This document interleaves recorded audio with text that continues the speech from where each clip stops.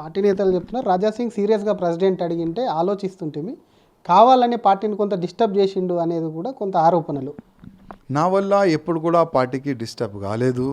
అందుకోసం నేను మరీ కూడా మా కేంద్ర అధికారులకి మా నాయకులకి రిక్వెస్ట్ చేస్తున్నా, ఒక్కసారి రిపోర్ట్ తెప్పించుకోండి తెలంగాణలో ఏమి జరుగుతుంది. ఒకవేళ రాజాసింగ్ వల్ల తప్పు జరిగింది అంటే మీరు ఏ పనిష్మెంట్ ఇస్తే ఆ పనిష్మెంట్కి నేను రెడీ ఉన్నా.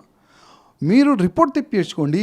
అసలు ఎందుకు మనం ఎక్కడెక్కడ ఫెయిల్ అవుతున్నాం, 2014లో ఎందుకు ఫెయిల్ అయినాము, 18లో ఎందుకు ఫెయిల్ అయినాము, 23లో ఎందుకు ఫెయిల్ అవుతున్నాము, ఇవాళ ఎంతమంది ఎమ్మెల్యేస్ గెలిచినారు కదా, ఆ ఎమ్మెల్యే ఎక్కడున్నారు, ఏ ఎమ్మెల్యేకి ఎక్కడ మర్యాద దొరుకుతుంది, ఏ ఎంపీకి ఎక్కడ మర్యాద దొరుకుతుంది. అసలు నా పార్టీ అనేవాళ్ళు మొత్తం పార్టీకి సర్వనాశనం చేస్తున్నారు కదా. ఇవాళ ఎంతోమంది వేరే పార్టీ ఏడ్చి బీజేపీలో చేరుకున్నారండి ఒక విశ్వాసంతో. మాకు మా పార్టీలో మర్యాద దొరకలేదు, కనీసం బీజేపీలో పోయిన తర్వాత మాకు మర్యాద దొరుకుతుందేమో అని వాళ్ళు లైఫ్ రిస్క్ తీసుకొని, రాజకీయ రిస్క్ తీసుకొని బీజేపీలో చేరినారు. ఇవాళ ఎంతమంది ఉన్నారు చెప్పండి. మా జితేందర్ అన్న వెళ్ళిపోయిండు, విజయశాంతి గారు వెళ్ళిపోయినారు, నాగం జనార్దన్ రెడ్డి గారు వెళ్ళిపోయినారు.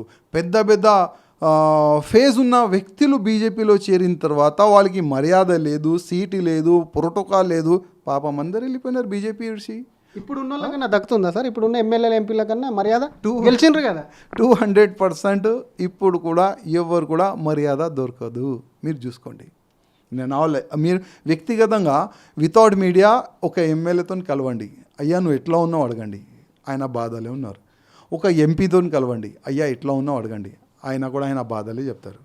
ఇప్పుడు జస్ట్ మీరు పదవి వద్దండి, ఒక మర్యాద అయితే చాలు. బీజేపీలో ఎట్లా ఉందంటే కనీసం ఆయనకి దొరికిన మర్యాద ఇస్తే చాలు, దానికి ఆ మర్యాద ఆయన దొరికితే ఆయన మొత్తం పని చేస్తాడు. ఆయన మొత్తం కాన్స్టిట్యున్సీకి, మొత్తం పార్లమెంట్ క్షేత్రంకి, మొత్తం బూత్ లెవెల్కి ఆయన చాలా స్ట్రాంగ్ చేస్తాడు. కానీ అది కూడా లేదు కదా.